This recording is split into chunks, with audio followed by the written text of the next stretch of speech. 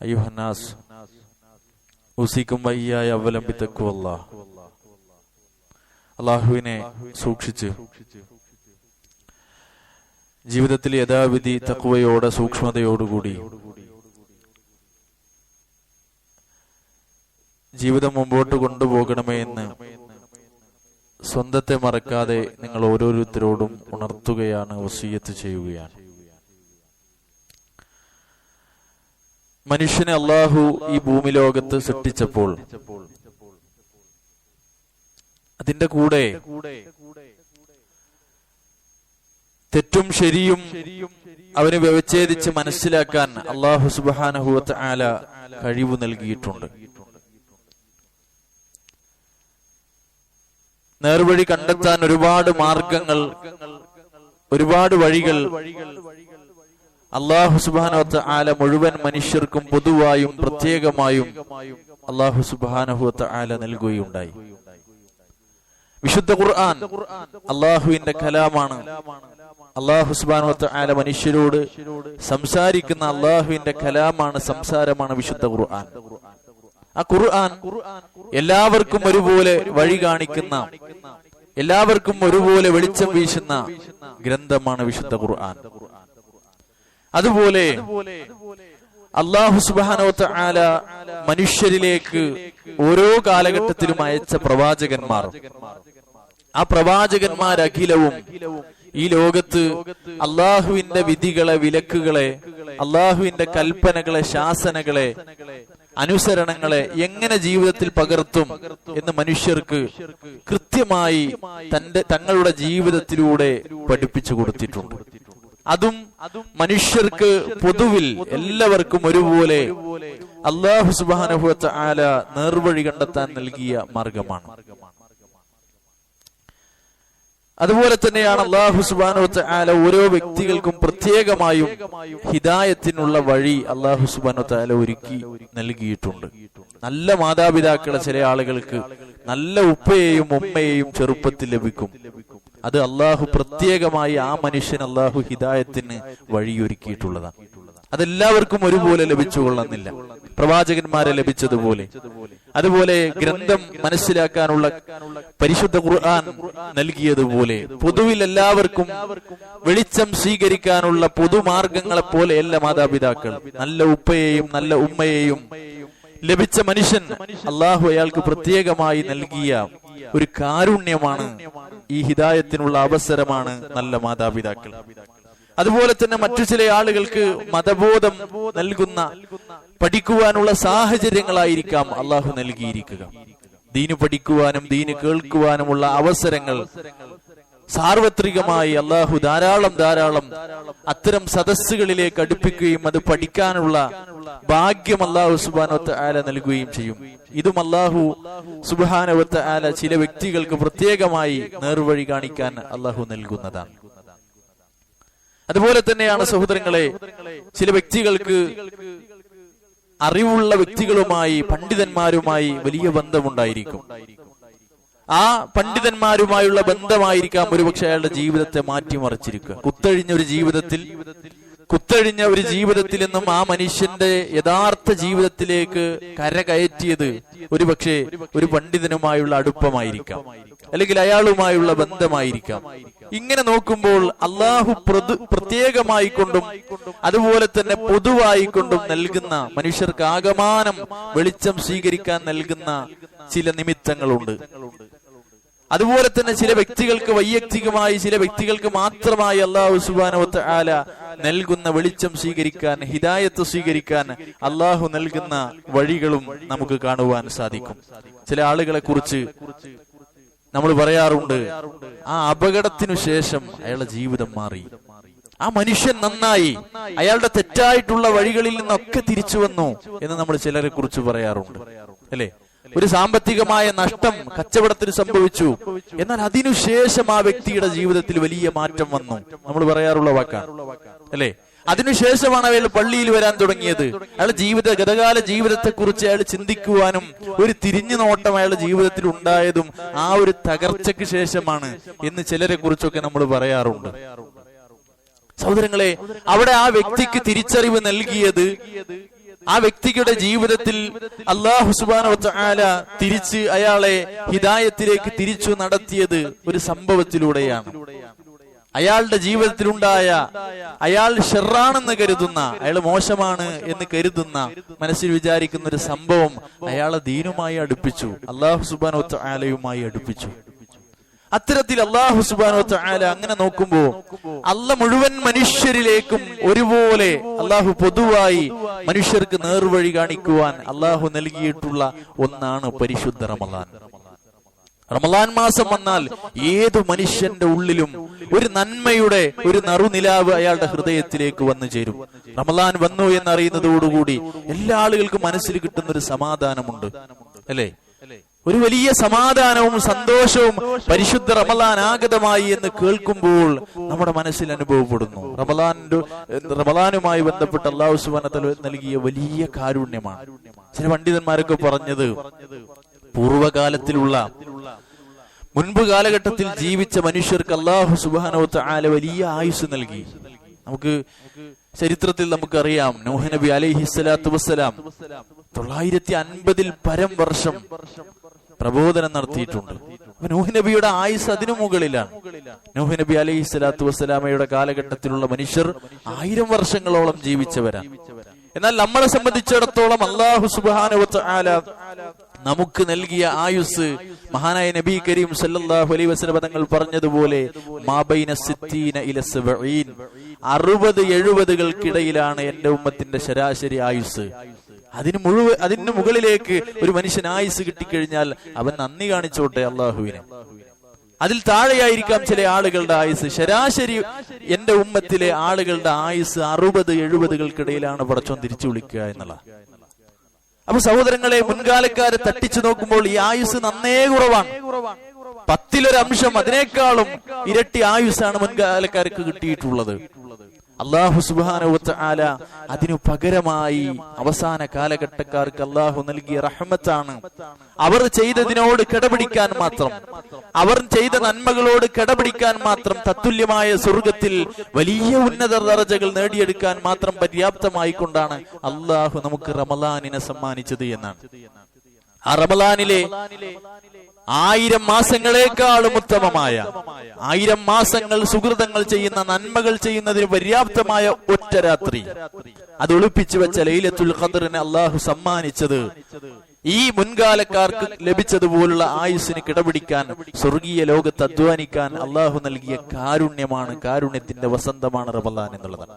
അപ്പൊ വിശ്വാസി റമളാൻ മാസം കടന്നു വരുന്നു എന്ന് ചിന്തിക്കുമ്പോൾ ഒരു വിശ്വാസിയുടെ മനസ്സ് തീർച്ചയായും ആ റമളാനിന് വേണ്ടി പാകപ്പെടേണ്ടതുണ്ട്.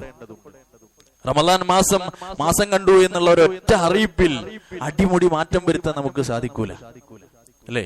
തലേ ദിവസം അങ്ങാടിയിൽ നിന്നും കേൾക്കുകയാണ്, മാസം കണ്ടിട്ടുണ്ട്, നാളെ നോമ്പാണ് എന്ന് കേൾക്കുന്നതോടുകൂടി ഒരു സ്വിച്ചിട്ടതുപോലെ ഒറ്റയടിക്ക് ജീവിതത്തിൽ മാറ്റം വരുത്താൻ ഒരാളെ കൊണ്ടും സാധ്യമല്ല. അതുകൊണ്ടാണ് പരിശുദ്ധ ശഅബാൻ മാസത്തിൽ മഹാനായ നബി കരീം സല്ലല്ലാഹു അലൈഹി വസല്ലം തങ്ങളെ സംബന്ധിച്ച് ആയിഷ ബീവി റളിയല്ലാഹു അൻഹ പറയുന്നത്, വലം അറഹു സ്വഇമൻ മിൻ ശഹരിൻ ഖത്തു, മറ്റൊരു മാസത്തിലും പ്രവാചകനെ ഇത്രമേൽ നോമ്പുകാരനായി ഞാൻ കണ്ടിട്ടില്ല. അപ്പൊ മറ്റു മാസങ്ങളൊക്കെ നബിയുടെ ചെയ്തി എന്താണെന്നും നബിയുടെ നോമ്പ് എന്താണെന്നും ആയിഷ റളിയല്ലാഹു അൻഹ നോക്കുന്നുണ്ടെന്നർത്ഥം. മറ്റു സ്വഹാബിമാരിൽ നിന്നും ഇவ்விதം സമാനമായി നബി സല്ലല്ലാഹു അലൈഹി വസല്ലം തങ്ങളെ സംബന്ധിച്ച് ഉദ്ധരിക്കപ്പെടുന്നുണ്ട്. നബി മറ്റു മാസങ്ങളിൽ ഇല്ലാത്തത്ര നോമ്പുകാരനായിരുന്നു ശഅബാൻ മാസത്തിൽ എന്നാണ്. അപ്പൊ നബി സല്ലല്ലാഹു അലൈഹി വസല്ലം തങ്ങളുടെ ഒരുക്കം അതാണ്. കാന യസൂമു ശഅബാന ഇല്ലാ ഖലീല, ശഅബാൻ മുഴുവൻ നോക്കും, അല്പം ദിവസങ്ങൾ ഒഴികെ നബി സല്ലല്ലാഹു അലൈഹി വസല്ലം തങ്ങൾ ബാക്കി ശഅബാനിൽ മുഴുവൻ നബി സല്ലല്ലാഹു അലൈഹി വസല്ലം തങ്ങൾ നോമ്പ് അനുഷ്ഠിച്ചിരുന്നു എന്നാണ്. ഇത് റമളാനിലേക്ക് നബി സല്ലല്ലാഹു അലൈഹി വസല്ലം തങ്ങളുടെ ഒരുക്കത്തെയാണ് പണ്ഡിതന്മാരെ സൂചിപ്പിക്കുന്നത്. നബി എത്രത്തോളം റമളാനിലേക്ക് വേണ്ടി തന്റെ ശരീരത്തെയും മനസ്സിനെയും പാകപ്പെടുത്തിയിരുന്നു എന്നുള്ളതിനുള്ള ഉത്തമ ഉദാഹരണമായി കൊണ്ടാണ് പണ്ഡിതന്മാർ നബി കരീം സല്ലല്ലാഹു അലൈഹി വസല്ലം തങ്ങളുടെ നോമ്പിനെ കുറിച്ച് നമുക്ക് പഠിപ്പിച്ചു തരുന്നത്. അതുകൊണ്ട് സഹോദരങ്ങളെ, നമ്മുടെ മനസ്സിൽ റമളാനിന് വേണ്ടിയുള്ള ഒരു മാറ്റത്തിന്റെ ഒരു കാഹളം മുഴങ്ങേണ്ടതുണ്ട്.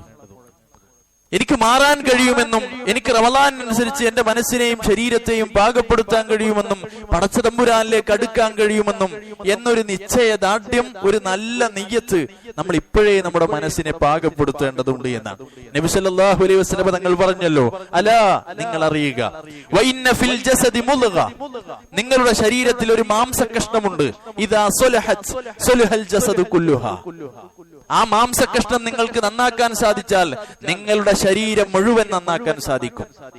നിങ്ങളുടെ ശരീരം മുഴുവൻ നന്നായി കഴിഞ്ഞു, വഇദാ ഫസദത് ഫസദൽ ജസദു കുല്ലുഹാ, അത് മോശമായി കഴിഞ്ഞാൽ പിന്നീട് ശരീരം മുഴുവൻ കേടുവന്നു എന്നാണ് നബി സല്ലല്ലാഹു അലൈഹി വസല്ലം അവസാനം പറഞ്ഞത്.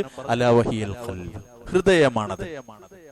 ഹൃദയമാണത്. ആ ഹൃദയത്തെ പരിവർത്തനം ചെയ്യാൻ സാധിച്ചു കഴിഞ്ഞാൽ, ആ ഹൃദയത്തെ നിയന്ത്രിക്കാൻ സാധിച്ചു കഴിഞ്ഞാൽ, ആ ഹൃദയത്തെ ഈമാനിനനുസരിച്ച് പാകപ്പെടുത്താൻ സാധിച്ചു കഴിഞ്ഞാൽ പിന്നീട് അതിനെ തുടർന്ന് വരുന്ന എല്ലാ പ്രവർത്തനങ്ങളിലും നിങ്ങൾക്ക് നന്മയെ കണ്ടെത്താൻ കഴിയും എന്ന് നബി കരീം സല്ലല്ലാഹു അലൈഹി വസല്ലം തങ്ങൾ ഓർമ്മപ്പെടുത്തുകയാണ്. മറ്റൊരിക്കൽ പ്രവാചകൻ പറഞ്ഞത്, ഇന്നല്ലാഹ കതബൽ ഹസനാതി വസ്സയ്യിആത്ത്, അല്ലാഹ് നന്മകളെയും തിന്മകളെയും അല്ലാഹു സുബ്ഹാനഹു വ തആല സംവിധാനിച്ചു. ഏതാണ് അല്ലാഹുവിന് ഇഷ്ടപ്പെട്ട കർമ്മങ്ങളെന്നും ഏതാണ് അല്ലാഹുവിന് വെറുപ്പുള്ളത് എന്നും എല്ലാം പഠിപ്പിച്ചു, മനുഷ്യരെ പഠിപ്പിച്ചു. ഫമൻ ഹമ്മ ബിഹസനത്തിൻ, എന്നിട്ട് റസൂലുള്ളാഹി പറയാണ്, ഫമൻ ഹമ്മ ബിഹസനത്തിൻ, ഒരാൾ ഒരു നന്മ ചെയ്തില്ല, ഒരാൾ ഒരു നന്മ ചെയ്തിട്ടില്ല, അവൻ ഒരു ചെയ്യാൻ വേണ്ടി അവന്റെ മനസ്സ് ഇച്ഛിച്ചു, ഒരു നന്മ ചെയ്യണമെന്ന് ഇച്ഛിച്ചു, ആഗ്രഹിച്ചു, മനസ്സിൽ നിയ്യത്ത് വെച്ചു, എങ്കിൽ ഒരു പൂർണ്ണമായ നന്മ മുഴുവൻ ചെയ്ത കൂലി അള്ളാഹു അയാളുടെ പേരിൽ എഴുതുമെന്നാണ്. ആലോചിക്കൂ സഹോദരങ്ങളെ, ഒരു മനസ്സ് പൂർണ്ണമായും നന്നാക്കിയില്ല, മനസ്സിൽ ഒരു നന്മ തോന്നിച്ചേ ഉള്ളൂ, മനസ്സിനെ മുഴുവൻ പരിവർത്തനം നടത്തിയിട്ടില്ല അയാൾ, മനസ്സിനെ മുഴുവൻ പരിവർത്തനം നടത്തിയില്ല, മനസ്സിന്റെ ഒരു കോണിൽ ഒരു നന്മയെ ചിന്തിച്ചേ ഉള്ളൂ. പക്ഷേ ആ ചിന്തിച്ചപ്പോഴേക്ക് ആ നന്മ മുഴുവനായി ചെയ്ത പ്രതിഫലം അള്ളാഹു അയാളുടെ പേരിൽ രേഖപ്പെടുത്തി എന്നാണ്. അത്രമേൽ മഹത്തരമാണ് പരിശുദ്ധ ഇസ്ലാം. ഒരു മനുഷ്യൻ നന്മയിലേക്ക് ചാഞ്ചാട്ടം നടത്തുമ്പോഴേക്ക് അതിന്റെ നന്മ അവന്റെ 7 പുസ്തകങ്ങളിൽ എഴുതപ്പെടാൻ മാത്രം പരിശുദ്ധ ഇസ്ലാം അത്രമേൽ മനോഹരമാണ് എന്നാണ് നബി സല്ലല്ലാഹു അലൈഹി വസല്ലം തങ്ങൾ പറഞ്ഞ മറ്റൊരു ഹദീസ് നോക്കൂ നിങ്ങൾ. സഹൽ ബിൻ ഹുനൈഫ് റളിയല്ലാഹു അൻഹു ഉദ്ധരിക്കുന്ന ഹദീസിൽ റസൂലുള്ളാഹി പറഞ്ഞു, മൻ സഅല ഷഹാദ, ആരെങ്കിലും ആത്മാർത്ഥമായി അള്ളാഹുവിനോട് തേടിക്കഴിഞ്ഞാൽ, എന്ത് ഷഹാദത്തിനെ തേടിക്കഴിഞ്ഞാൽ, രക്തസാക്ഷിത്വം, അള്ളാഹുവിന്റെ മാർഗത്തിൽ രക്തസാക്ഷിത്വം ആത്മാർത്ഥമായി ഒരാളുടെ ഹൃദയത്തിൽ നിന്ന് ഒരുകിയ ഒരു പ്രാർത്ഥനയുണ്ടെങ്കിൽ ബല്ലഗഹുല്ലാഹു മനാസില ശുഹദാ, ശുഹദാക്കളുടെ ദറജയിലേക്ക് അള്ളാഹു അയാളെ എത്തിക്കുമെന്ന്. ശുഹദാക്കളുടെ ദറജയിലേക്ക് അള്ളാഹു ആ മനുഷ്യനെ എത്തിക്കും. എന്തുകൊണ്ട്? അയാളുടെ മനസ്സിൽ ആത്മാർത്ഥമായ തേട്ടമുണ്ടായി, ആത്മാർത്ഥമായ ആഗ്രഹമുണ്ടായി, അതുകൊണ്ട് ശുഹദാക്കളുടെ അടുക്കലായിരിക്കും അയാളുടെ സ്ഥാനം. എന്നിട്ട് റസൂലുള്ളാഹി അധികം പറഞ്ഞ വാചകം സഹോദരങ്ങളെ, നമ്മൾ ആത്മാർത്ഥമായി നമ്മുടെ മനസ്സിലേക്ക് എടുത്തു വെക്കേണ്ട വാചകമാണ്. റസൂലുള്ളാഹി പറഞ്ഞത്, വഇൻ മാത അലാ ഫിറാശിഹി, അയാളിനി അയാളുടെ വീട്ടിലെ വിരിപ്പിൽ കിടന്ന് സാധാരണ മരണം വരിച്ചാലും ശരിയെന്ന്. അയാളുടെ വീട്ടിലെ കട്ടിലിൽ അയാളുടെ ഭാര്യ വിരിച്ച വിരിപ്പിൽ കിടന്ന് സാധാരണ മരണം വരിക്കുകയാണ് എങ്കിൽ പോലും ശുഹദാക്കളുടെ മൻസിലത്തിലേക്ക് അല്ലാഹു സുബ്ഹാനഹു വ തആല എത്തിക്കുമെന്നാണ്. ആലോചിക്കൂ സഹോദരങ്ങളെ, ഒരാൾ മാറിയിട്ടില്ല, മാറാൻ ചിന്തിച്ചപ്പോഴേക്കും ഒരു മനുഷ്യന്റെ മനസ്സിലെ നന്മയെ അല്ലാഹു സ്വീകരിക്കുന്നതിന്റെ അനുകൂലത നമുക്ക് പരിശുദ്ധ ഇസ്ലാമിൽ കാണാൻ കഴിയും. എത്രമേൽ അല്ലാഹു സുബ്ഹാനഹു വ തആല ഒരു മനുഷ്യന്റെ നന്മയുള്ള മനസ്സിനെ സ്വീകരിക്കുന്നു എന്നുള്ളതാണ് ഈ ഹദീസുകളിൽ നമുക്ക് മനസ്സിലാക്കാൻ സാധിക്കേണ്ടത്. തുടരെ തുടരെ ഒന്നിനു പുറകെ ഒന്നായിക്കൊണ്ട് നന്മകൾ ചേർത്ത് വെച്ച് നമുക്ക് റമളാനിലേക്ക് ഓടിയെത്താൻ സാധിക്കണം. നബി സല്ലല്ലാഹു അലൈഹി വസല്ലം തങ്ങൾ പറഞ്ഞു, വമാ തഖറബ ഇലയ്യ അബ്ദി ബിശൈഇൻ അഹബ്ബ ഇലയ്യ മിമ്മാ ഇഫ്തറത്തു അലൈഹി. അല്ലാഹു പറഞ്ഞു എന്നാണ് ഖുദ്സിയായ ഹദീസിൽ അല്ലാഹു സുബ്ഹാനഹു വ തആല പറഞ്ഞു എന്ന് പറഞ്ഞ് റസൂലുള്ളാഹി സ്വല്ലല്ലാഹു അലൈഹി വസല്ലം നമ്മളെ പഠിപ്പിക്കുകയാണ്. വമാ തഖറബ ഇലയ്യ അബ്ദി ബിശൈഇൻ, ഒരു കാര്യത്തെ കൊണ്ടും ഒരു അടിമ എന്റെ അടുക്കലേക്ക് അടുത്തിട്ടില്ല.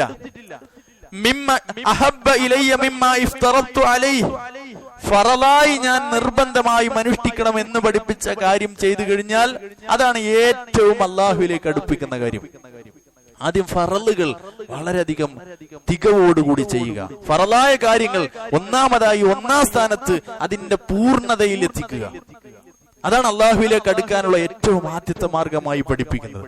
പിന്നീട് പറഞ്ഞു വമാ യസാലു അബ്ദി യതഖറബ്, പിന്നെയും ഒരടിമ എന്റെ അടുക്കലേക്ക് അടുക്കും, ഉയരും. ഒരടിമ അള്ളാഹുവിലേക്ക് വലിയായിക്കൊണ്ട്, പടച്ചവനിലേക്ക് അടുത്ത വലിയായിക്കൊണ്ട് ഒരാൾക്ക് മാറാൻ കഴിയും. എങ്ങനെ? അയാൾ പിന്നെയും യതഖറബു ഇലയ്യ ബിന്നവാഫിൽ, നവാഫിലായ സുന്നത്തായ കർമ്മങ്ങൾ ഒരാൾ വീണ്ടും അധികരിപ്പിക്കുന്നു. അതിനെ തുടർന്ന് ഫറലൊക്കെ തികവാണ്, ഫറലൊക്കെ കൃത്യമാണ്, അതിന്റെ പുറമെ സുന്നത്തുകൾ അയാൾ അധികമായി ചെയ്യുന്നുവെങ്കിൽ ഒരു പടി മുകളിൽ അള്ളാഹുവിലേക്ക് അടുത്തവനായി അയാൾക്ക് മാറാൻ കഴിയുമെന്ന് നബി നിർത്തിയില്ല. നബി പിന്നെയും പറഞ്ഞത് ഫഇദാ അഹ്ബബ്തുഹു, അങ്ങനെ സുന്നത്തുകൾ ചെയ്ത് ചെയ്ത് ചെയ്ത് അയാൾ അല്ലാഹു സുബ്ഹാനഹു വ തആലയിലേക്ക്, അല്ലാഹ് അയാളെ ഇഷ്ടപ്പെടുന്ന ഒരവസ്ഥയിലെത്തും. അല്ലാഹ് അയാളെ ഇഷ്ടപ്പെടുന്ന ഒരവസ്ഥയിലേക്ക് ഒരടിമക്ക് എത്തിച്ചേരാൻ സാധിക്കുമെന്നാണ്. പിന്നീട് അല്ലാഹു സുബ്ഹാനഹു വ തആല പറയുന്നത് നോക്കൂ നിങ്ങൾ, കുന്തു സമഉഹു അല്ലദീ യസ്മഉ ബിഹി, അവന്റെ കേൾവി ഞാനായി മാറും. അല്ലാഹ് ഇഷ്ടപ്പെട്ടാൽ അവന്റെ കേൾവി ഞാനായി മാറും. വബസറുഹു അല്ലദീ യുബ്സിറു ബിഹി, അവന്റെ കാഴ്ച ഞാനായി മാറും. വയദഹു അല്ലദീ യബ്തിശു ബിഹി, അവൻ പിടിക്കുന്ന കൈകൾ ഞാനായി മാറും.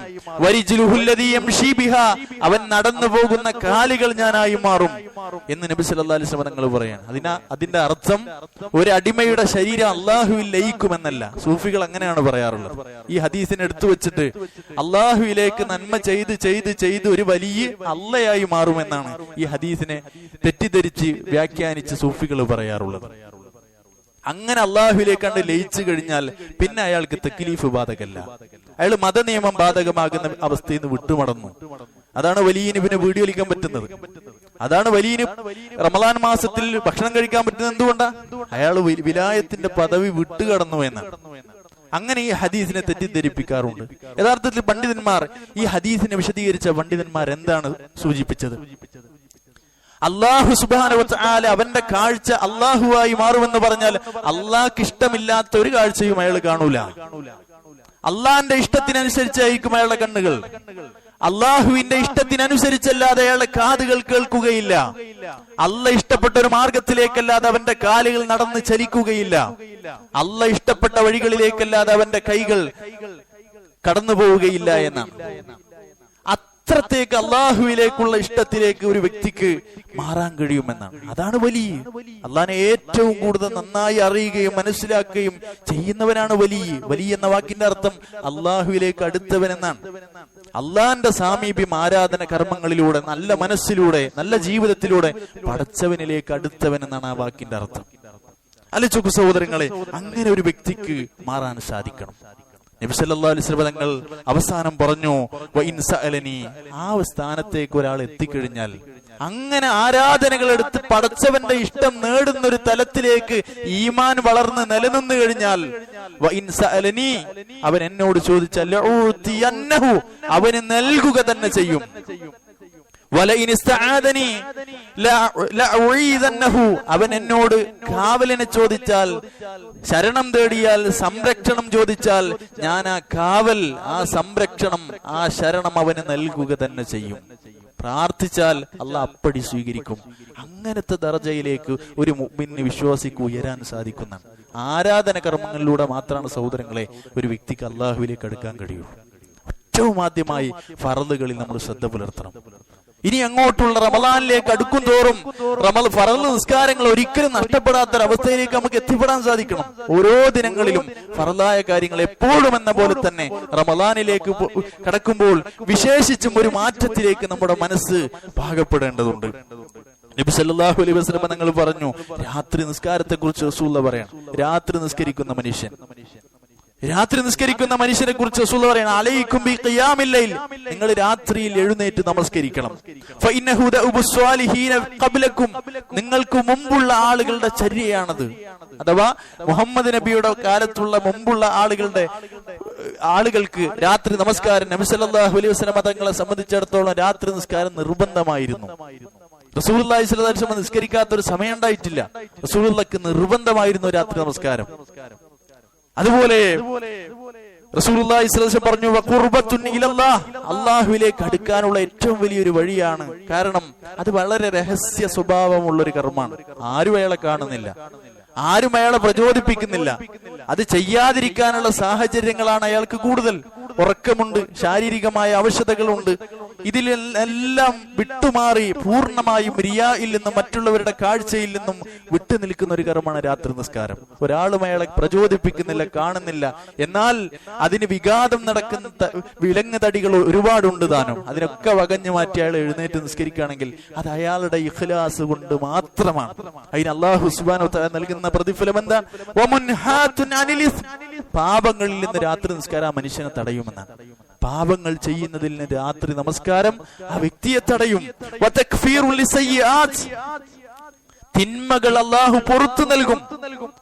തിന്മകൾ അല്ലാഹു സുബ്ഹാനഹു വ തആല പുറത്തു നൽകും. ശാരീരികമായിട്ടുള്ള രോഗങ്ങളിൽ നിന്ന് ആ നിസ്കാരം കാരണമായി അല്ലാഹു ആ മനുഷ്യനെ സംരക്ഷിക്കുമെന്നാണ്. രാത്രി നിസ്കരിക്കുന്ന വ്യക്തിക്ക് അല്ലാഹു അയാളുടെ ശാരീരികമായ അവശതകൾ, രോഗങ്ങളിൽ നിന്ന് അല്ലാഹു ഒരു കാവൽ ആ മനുഷ്യൻ എപ്പോഴും നൽകും. ഇതാ കർമ്മത്തിന് അല്ലാഹു നൽകുന്ന പ്രതിഫലമാണ് സഹോദരങ്ങളെ.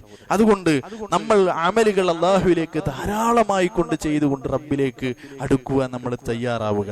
റമളാനെ കുറിച്ച് നമ്മൾ എപ്പോഴും കേൾക്കുന്ന ഒരു പരാതിയാണ്, എത്ര പെട്ടെന്നാണ് റമളാൻ വന്നത് അല്ലെ? എല്ലാ റമളാന്റെ സമയത്തും അങ്ങോട്ടും ഇങ്ങോട്ടും പറയുന്ന വാക്കാണ്, എത്ര പെട്ടെന്നാണ് റമളാൻ വന്നത്, എത്ര പെട്ടെന്നാണ് റമളാന്റെ ആദ്യത്തെ 10 കഴിഞ്ഞത്. സഹോദരങ്ങളെ, ഇത് നമ്മൾ കേൾക്കുന്ന ഒരു പരാതിയാണ്. ആ വാക്കിന്റെ പിന്നിൽ ഒരു ശ്രദ്ധക്കുറവുണ്ട് അല്ലെ? റമളാന്റെ ആ പറയുന്ന വാക്കിന്റെ പിന്നിൽ ഒരു ശ്രദ്ധക്കുറവുണ്ട്. റമളാൻ മാസം എന്ന് പറഞ്ഞാൽ എത്ര പൂരിശുള്ള മാസമാണ്. അല്ലാഹു സുബ്ഹാനഹു വ തആല നന്മയെ പഠിപ്പിച്ച് റസൂലുള്ളാഹി പറഞ്ഞില്ലേ, ഒരു നന്മക്ക് 10 മുതൽ 700 വരെയാണ് കൂലി. അയാളെ നിയ്യത്തിനനുസരിച്ച്, ഇഖ്ലാസിനനുസരിച്ച് ആ കൂലി കൂടും കുറയൊക്കെ ചെയ്യും. 10 മുതൽ 10 ഇരട്ടി മുതൽ 700 വരെയാണ് കൂലി അല്ലാഹുവിന്റെ അടുക്കൽ റമളാനിൽ. എന്നിട്ട് നോമ്പിനെ കുറിച്ച് പറഞ്ഞപ്പോ എന്താ പറഞ്ഞത്? നോമ്പ് അങ്ങനൊന്നും അല്ലാന്ന്. അതേ ഹദീസിന്റെ ബാക്കി വാചകാണ്, നോമ്പ് അവിടെയും പോവില്ലാന്ന്. നോമ്പ് അതിന്റെ മുകളിലാണെന്നാണ്. അന അജ്സി ബിഹി, അതിന്റെ പ്രതിഫലം ഞാനാ കൊടുക്കുന്നത്. ബാക്കിയുള്ളതിന്റെ ഒക്കെ കൂലി അല്ലാഹ് തന്നെയാണ് കൊടുക്കുന്നത്. പക്ഷേ നോമ്പിന് അതിലും മീതെ പ്രതിഫലം കിട്ടുന്നതാണ്. അതിന്റെയും പുറത്താണ് നോമ്പിന്റെ കൂലി എന്നാണ്. 70 ഖരീഫ മിനന്നാർ, നരകത്തിൽ നിന്ന് 60 മൈലുകൾ, 70 വർഷങ്ങൾ നരകത്തിൽ നിന്ന്, ഖരീഫുകൾ നരകത്തിൽ നിന്നും ഒരു നോമ്പ് വഴിയായി ഒരു മനുഷ്യനെ അകറ്റപ്പെടുമെന്നാണ്. അത്രമേൽ മനോഹരമായ ആരാധന, അത്രമേൽ മഹത്തരമായ ആരാധനയാണ് നോമ്പ് എന്ന് പറയുന്നത്. അതുകൊണ്ട് സഹോദരങ്ങളെ, അനാവശ്യമായി നോമ്പ് കളഞ്ഞവനെ കുറിച്ചിട്ട് പണ്ഡിതന്മാരെന്താ പറയുന്നത്? ഒരാവശ്യമില്ലാതെ ഒരാൾ നോമ്പ് മുറിച്ചു, ഒരു കാര്യമില്ലാതെ, എങ്കിൽ മരണം വരെ നോമ്പ് നോറ്റ് തീർത്താൽ അതിന് പകരാവൂല എന്നാണ്. മനഃപൂർവ്വം കരുതി കൂട്ടി ഒരു നോമ്പണ്ട് ബാത്തിലാക്കി കഴിഞ്ഞാൽ കാലം മുഴുവൻ നോമ്പ് നോറ്റാലും അതിന് പകരാവൂല എന്ന് പറഞ്ഞ പണ്ഡിതന്മാരും. അത്ര ഗൗരവമേറിയതാണ് ഒരു നോമ്പ് ബാത്തിലാക്കൽ. അതുകൊണ്ട് സഹോദരങ്ങളെ, പരിശുദ്ധ റമളാൻ വരുന്നതിന് മുമ്പ് അതിനുള്ള ഒരുക്കങ്ങൾ നമ്മൾ കാണിക്കേണ്ടതുണ്ട്. ചില ആളുകൾ അങ്ങാടിയിൽ നിന്ന് നാളെ നോമ്പാണെന്ന് ഇങ്ങനെ മാസം കണ്ടു എന്ന് കേട്ടാൽ അപ്പോഴായിരിക്കും അയാൾ ചിന്തിക്കുന്നത്, ആ നാളെ നോമ്പാണല്ലേ. വീട്ടിലേക്ക് ആവശ്യമായ അത്താഴത്തിന്റെ ഒരു പൊതിയും വാങ്ങിച്ച് അയാൾ തിരിച്ചു പോകും. അപ്പോൾ മാത്രം റമളാനെ ചിന്തിക്കുന്ന ആൾക്കാരുണ്ട് അല്ലെ? അപ്പൊ മാത്രമേ അയാൾക്ക് റമളാനെ കുറിച്ച് ചിന്തയുള്ളൂ. റമളാനിന്റെ ഒരു സെക്കൻഡ് പോലും എനിക്ക് നഷ്ടപ്പെടരുതെന്ന് കരുതി ജീവിതത്തിൽ താൻ ഒരു കൂട്ടിയ സമ്പാദ്യത്തിന്റെ വലിയൊരു സമ്പാദ്യം കൊടുത്ത് അവനാന്റെ ജോലി കഴിഞ്ഞ് റമളാൻ മുഴുവൻ മക്കയിൽ ഹറമിൽ ഉംറയ്ക്ക് പോകുന്ന ആൾക്കാരുണ്ട്. അവരുടെ ചിന്താഗതി എന്താ? ഒരു സെക്കൻഡ് പോലും പോകരുത് എന്നുള്ള. അതിന് നേരെ ഓപ്പോസിറ്റ് ആണ് റമളാൻ തലേ ദിവസം കേട്ടിട്ട് വീട്ടിക്ക് നേന്ത്രപ്പഴം വാങ്ങി പോണോന്റെ അവസ്ഥ. നാളെ നോമ്പാണെന്ന് അപ്പൊ മാത്രം ചിന്തിച്ച് അതിന് അപ്പുറത്ത് ഒരു ഒരുക്കം ചെയ്യാതെ പോകുന്നവന്റെ അവസ്ഥ അവിടെ നിൽക്കുന്ന. ഇതൊക്കെ നമ്മുടെ കൂട്ടത്തിലുള്ള ആളുകളുടെ മനോഭാവമാണ്. പരിശുദ്ധ റമളാൻ വരുമ്പോ ഓരോ വ്യക്തികൾക്കും അതിനനുസരിച്ചുള്ള മനോഭാവമാണ്. ജോലിയെ നിയന്ത്രിക്കുന്ന ആളുകളുണ്ട് അല്ലെ?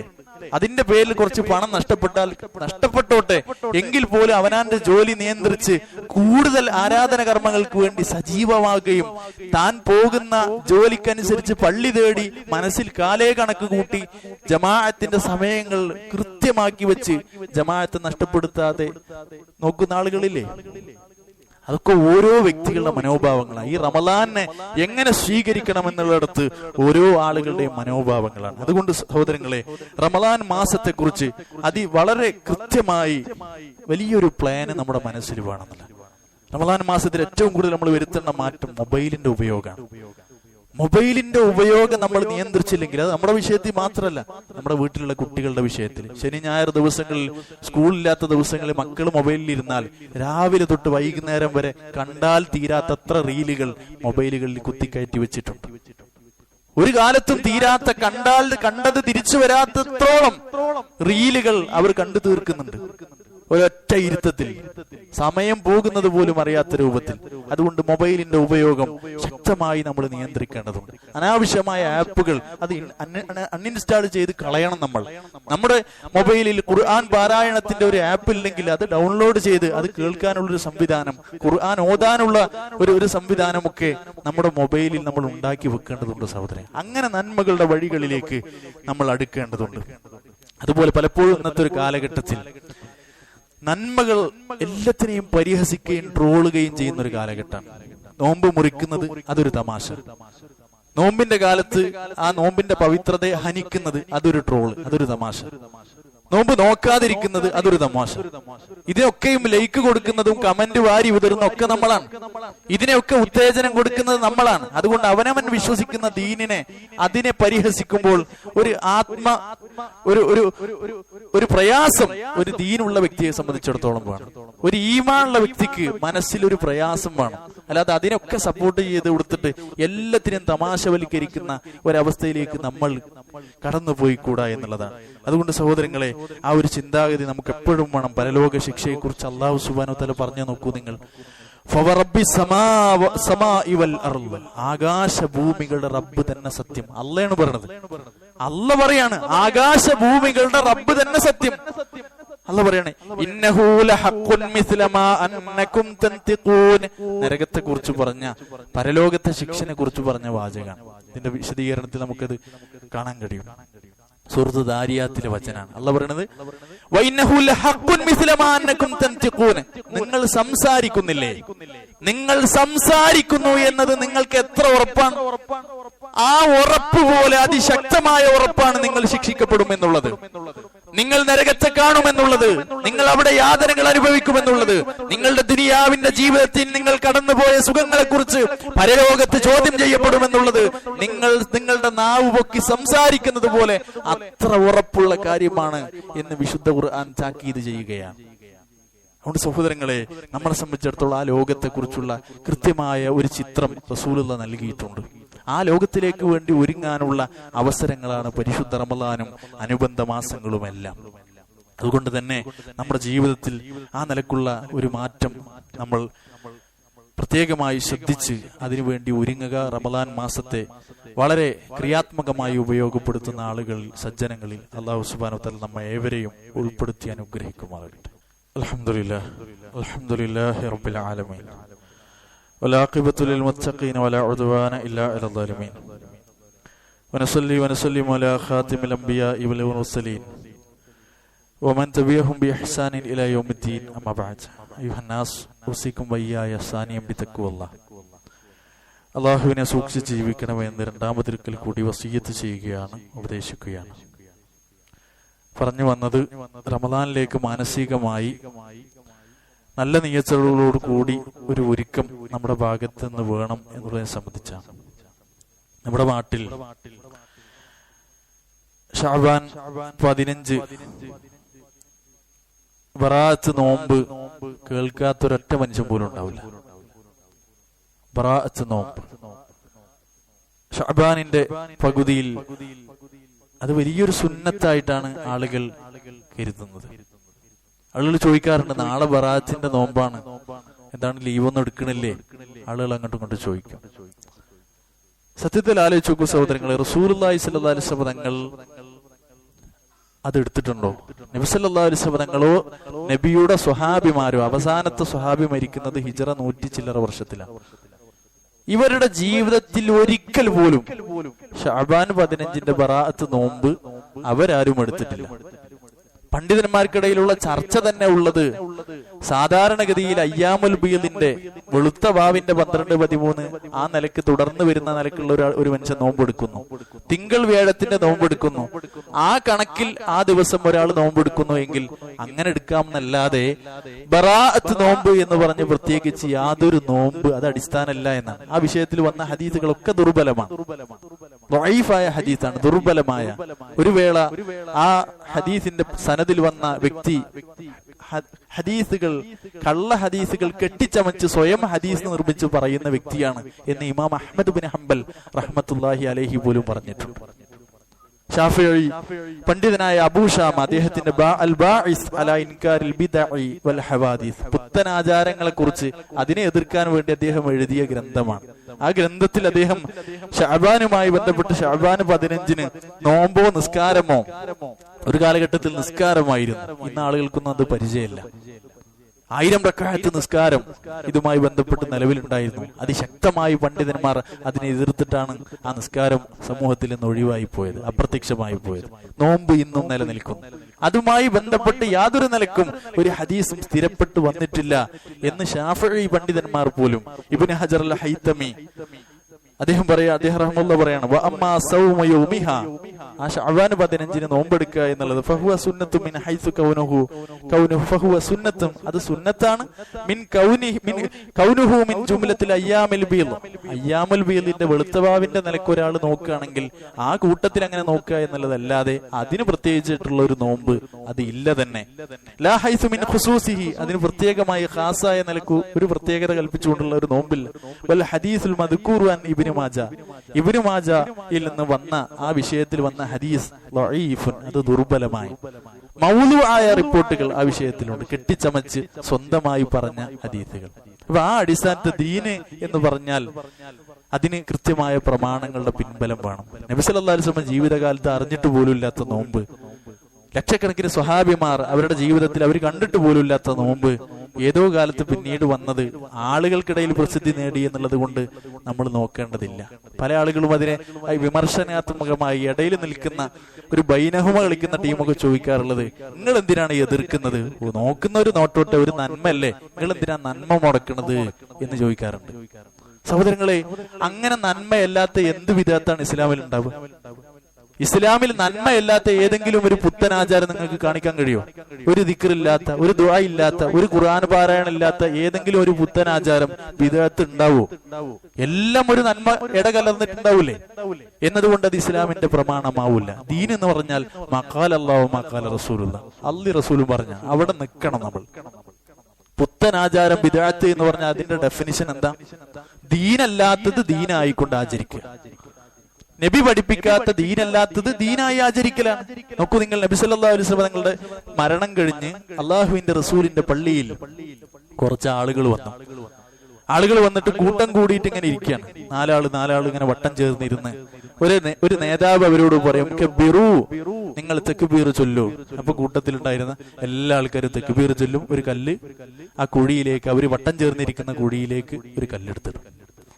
ഇത് കണ്ടുവന്ന സ്വഹാബത്ത് അവരെ മട്ടൽ വാരി അടിച്ചു, അവരെ ഓടിച്ചു വിട്ടു പള്ളിയിൽ. എന്നിട്ട് അവര് ശക്തമായി പ്രതികരിച്ചത്, അള്ളാഹുവിന്റെ റസൂൽ ഉപയോഗിച്ച പാത്രങ്ങൾ അത് നശിച്ചു പോയിട്ടില്ല, പ്രവാചകൻ ഉടുത്ത വസ്ത്രങ്ങൾ നുരുമ്പി പോയിട്ടില്ല. അതിനു മുമ്പ് നിങ്ങൾ ദീനിൽ ബിദ്അത്ത് ഉണ്ടാക്കുകയാണോ, പുത്തനാചാരം ഉണ്ടാക്കുകയാണോ? അല്ലാതെ ഒരു നന്മല്ലേ അതിപ്പോ മുടക്കാൻ പോണോ? നന്മയായതുകൊണ്ട് അതിനിപ്പോ എതിർക്കാൻ പോണോ? ഓല് ചെയ്തോട്ടെ, നമ്മൾ പറയാതിരുന്ന പോരെ. ഇതല്ല ദീനിന്റെ വിഷയത്തിൽ ദീന് കൃത്യമായി പാലിക്കുന്ന വ്യക്തികളുടെ ജീവിതത്തിൽ വേണ്ടത്. അള്ളാന്റെ റസൂല് പഠിപ്പിച്ചില്ലെങ്കിൽ അത് ചെയ്യാതിരിക്കലാണ്. അത് ദീനാണെന്ന് പറഞ്ഞു കൊണ്ടുവരുമ്പോ 3 യാസീൻ, ഒരു യാസീൻ അത് ബർക്കത്തുണ്ടാവാൻ, കുടുംബത്തിന് ഐശ്വര്യം ഉണ്ടാവാൻ, ഒരു യാസീൻ, മറ്റൊരു യാസീൻ അത് ആയുസ് കൂടാൻ, ഇങ്ങനെ ഒരു 3 യാസീൻ. ഇത് റസൂലോ സ്വഹാബിമാരോ പഠിച്ചിട്ടില്ല. ഇത് ഏത് ദീനാ? ആര് പഠിപ്പിച്ച ദീനാണ്? അതുകൊണ്ട് സഹോദരങ്ങളെ, ഈ നിലക്ക് ബിദ്അത്താണ്. അത് ആരൊക്കെ ഉറക്കെ പറഞ്ഞാലും ആരൊക്കെ വലുതാക്കി എഴുതിയാലും ബിദ്അത്ത് പുത്തനാചാരാണ്. റസൂലുള്ളാഹി ചെയ്തില്ലെങ്കിൽ അത് റസൂലുള്ളാഹി ചെയ്തിട്ടില്ല. നബി സല്ലല്ലാഹു അലൈഹി വസല്ലം പൂർത്തിയാക്കിയ ദീനിൽ അതില്ല എന്നുള്ളതാണ്. ആലോചിക്കൂ, സഹാബിമാരാ ദിക്റിനെ എതിർത്തപ്പോ ദിക്റിന് അടിസ്ഥാനമുണ്ട്, ദിക്റിന് അടിസ്ഥാനമുണ്ട്, ദിക്റ് ചൊല്ലാൻ ആയത്തുണ്ട്, ഹദീസ് ഉണ്ട്, ഒക്കെ ഉണ്ട്. പിന്നെ എന്താ ചെയ്തത്? ദിക്റ് ചൊല്ലി പറയുന്നതിൽ ഒരു പ്രത്യേക രൂപം കാണിച്ചു. നബി പറഞ്ഞ നിരുപാധികം എങ്ങനെ ദിക്റ് ചൊല്ലാന്ന്.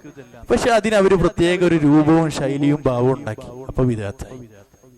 ദീന് പഠിപ്പിക്കാത്ത, റസൂൽ പഠിപ്പിക്കാത്ത ഒരു പ്രവൃത്തി, അതിന് പ്രത്യേക പുണ്യം, വണ്ണം, എണ്ണം ഇതൊക്കെ നിശ്ചയിച്ചാൽ ഇതൊക്കെ വിദഅത്താണ്.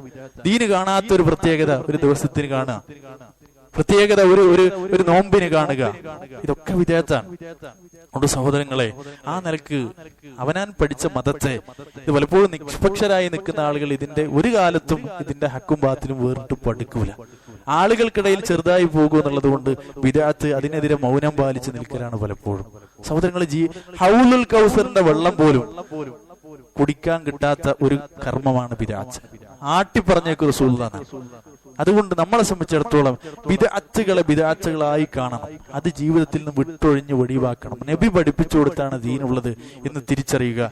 അല്ലാഹു സുബ്ഹാനഹു വ തആല ഹക്ക് ഹക്കായി മനസ്സിലാക്കുവാനും ആ ഹക്കിന്റെ പാതയിൽ ജീവിച്ച് മരിക്കുവാനും ലാ ഇലാഹ ഇല്ലല്ലാഹ് എന്ന കലിമത്തു തൗഹീദ് ഉറച്ച് ഉച്ചരിച്ച് മരണപ്പെടുന്ന മുവഹിദീങ്ങളുടെ കൂട്ടത്തിൽ അല്ലാഹു സുബ്ഹാനഹു വ തആല നമ്മെ ഏവരെയും ഉൾപ്പെടുത്തി അനുഗ്രഹിക്കുമാറാകട്ടെ.